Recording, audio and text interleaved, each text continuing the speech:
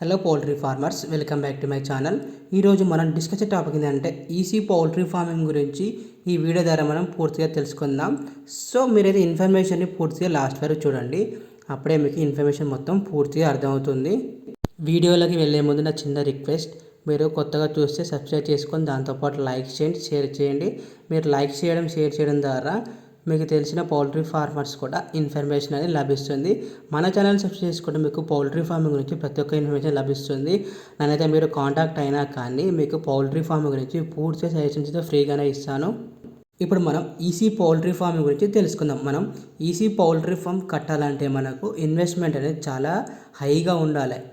For example, ఒక 20,000 shed కట్టాలంటే మనకు ఎంత లేదన్నా 50 lakhs అయితే అబోవ్ దాడుతుంది ప్రస్తుతం ఉన్న సిచ్యువేషన్లలో. మనకి ఈసీ షెడ్కు దాంతోపాటు ఓపెన్ షెడ్కు ఎలాంటి డిఫరెన్స్ ఉంటే ఇప్పుడు చూద్దాం.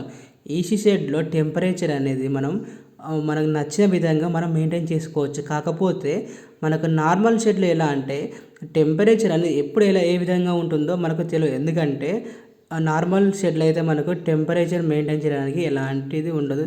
ఎలా అంటే అది మనం ఆర్టిఫిషియల్గా మెయింటైన్ చేయాల్సి వస్తుంది. ఈసీ షెడ్లో అయితే మనకు అమోనియా స్మెల్ అనేది అసలు చాలా తక్కువగా ఉంటుంది. దానివల్ల మనకి ఎలా అంటే వ్యాధులు అయితే చాలా తక్కువ వస్తాయి. దాంతోపాటు ఈసీ పౌల్ట్రీ ఫామ్లో మనకు మరణాల శాతం కూడా చాలా తక్కువగా ఉంటుంది.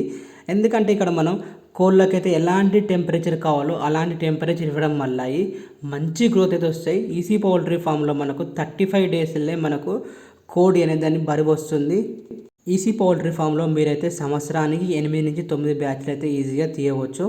ఇప్పుడు మనం ఈసీ పౌల్ట్రీ ఫామ్లో మేనేజ్మెంట్ ఏ విధంగా చేయాలో ఇప్పుడు మనం చూద్దాం.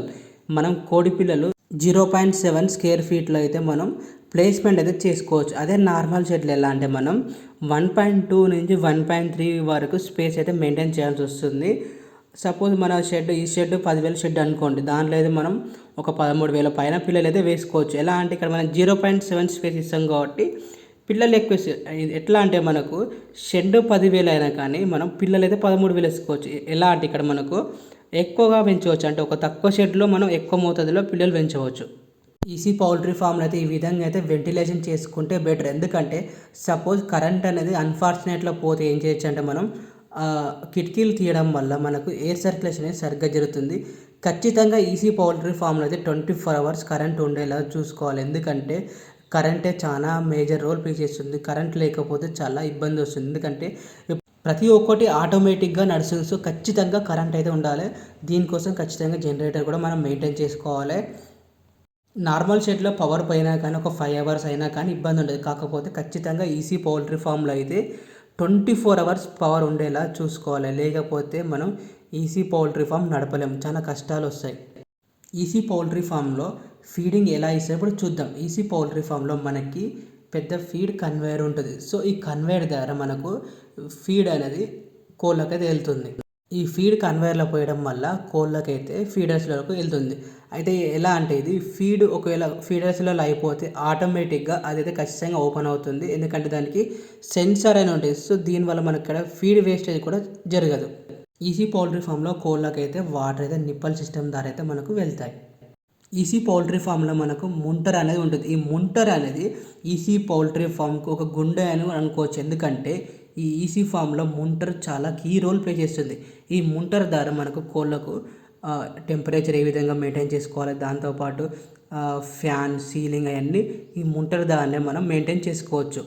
మనకు ఈసీ పౌల్ట్రీ ఫామ్లో ముంటర్ ద్వారా మనం ఎంత టెంపరేచర్ పెట్టుకుంటామో అంతే టెంపరేచర్ అనేది మనకు వెళ్తుంది. ఎలా అంటే మనం టెంపరేచర్ అనేది సెట్ చేసుకోవాలి. సెట్ చేసుకుంటే అదే టెంపరేచర్ మనకు కోళ్ళకు అందుతుంది. దాంట్లో అయితే ఎలాంటి తేడా ఉండదు. ఎగ్జాక్ట్లీ మన ఏ టెంపరేచర్ అయితే ఆ టెంపరేచరే కోళ్ళకైతే అందుతుంది. ఇక్కడ మనకైతే ఈసీ పౌల్ట్రీ ఫామ్లో ప్యానెల్ బోర్డ్ అనేది ఉంటుంది. ఈ ప్యానెల్ బోర్డ్ నుంచి మనకు ఫీడర్స్, ఫ్యాన్స్ ఇవన్నీ రన్ అవుతాయి. దీని ద్వారానే మనకి ఈసీ పౌల్ట్రీ ఫామ్లో ఫీడ్ అనేది కన్వేయర్ ద్వారా వెళ్తుంది. ఈసీ పౌల్ట్రీ ఫామ్లో సీలింగ్ అయితే సరిగ్గా మెయింటైన్ చేసుకోవాలి.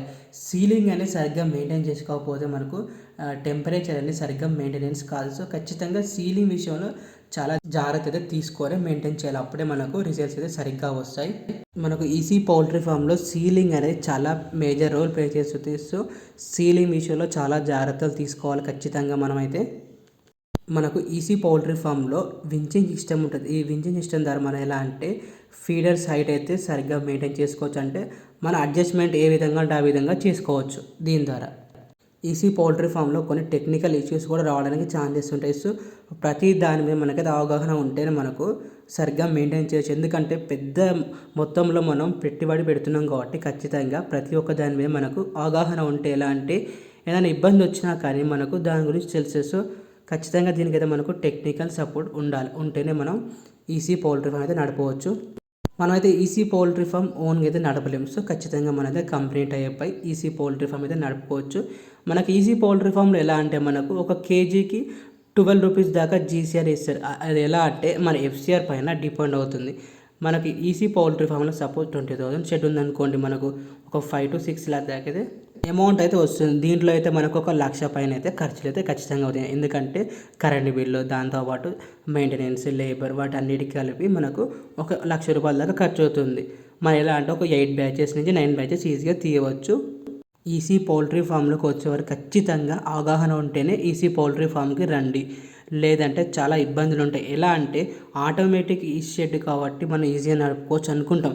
కాకపోతే మనకి ఇక్కడ టెక్నికల్గా మనకు నాలెడ్జ్ లేకపోతే ఈసీ పౌల్ట్రీ ఫామ్ నడపలేం. సో ఖచ్చితంగా టెక్నికల్గా నాలెడ్జ్ ఖచ్చితంగా మనకు ఉండాలి. అప్పుడే మనం ఈసీ పౌల్ట్రీ ఫామ్ అయితే ఈజీగా నడపవచ్చు.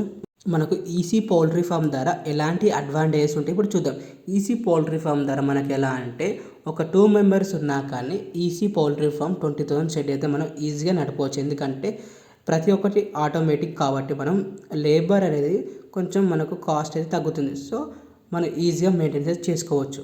దాంతోపాటు ఈసీ పౌల్ట్రీ ఫామ్లో మనకు మంచి గ్రోత్ ఈజీగా వస్తుంది. దాంతో మనకు వ్యాధులు చాలా తక్కువ ఉంటాయి. దాంతోపాటు అమోనియా స్మెల్ కూడా చాలా తక్కువ ఉంటుంది. మనకు ఎఫ్సిఆర్ కూడా స్టాండర్డ్గా వస్తుంది.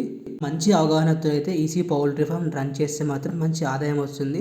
కాకపోతే అవగాహన లోపం వల్ల అయితే మనకు నష్టం వస్తుంది. సో ఖచ్చితంగా అవగాహన ఉంటేనే మంచిగా పౌల్ట్రీ ఫామ్ రన్ చేయండి. ఈసీ పౌల్ట్రీ ఫామ్ ఎవరైనా కట్టవచ్చు. ఎలా అంటే మనం లోన్ తీసుకొచ్చైనా కట్టవచ్చు. కాకపోతే మనం ఏం చేయాలంటే మనకు కట్టినందుకు రిటర్న్స్ ఏ విధంగా రావాలో ఖచ్చితంగా మనం సరిగ్గా మెయింటైన్ చేసుకోవాలి. Okay poultry farmers, thanks for watching video. మీకు కనుక ఈసీ పౌల్ట్రీ ఫామ్ గురించి సజెషన్స్ కాల్స్ వస్తే నా నెంబర్ అయితే మీకు కామెంట్ సెక్షన్లో పిన్ చేస్తా. నాకైతే కాల్ చేయండి. కాల్ చేస్తే మీకు ఖచ్చితంగా హెల్ప్ చేస్తా. Okay farmers, thanks for watching video.